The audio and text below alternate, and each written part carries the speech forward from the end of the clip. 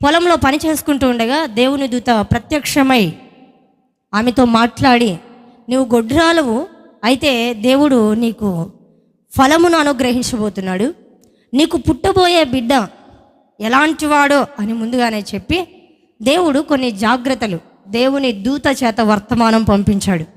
ద్రాక్షావళిలో పుట్టినదేది తినకూడదు, నిన్ను నీవు అపవిత్రపరచుకోకూడదు, నాజీరు చేయబడిన వ్యక్తి నీకు పుట్టబోయే వ్యక్తి అని దేవుని దూత చేత వారు వర్తమానం పొందిన వారై తమ బిడ్డను కనగా, చూడండి 13వ అధ్యాయం 24వ వచనం 23 చదువుదాం.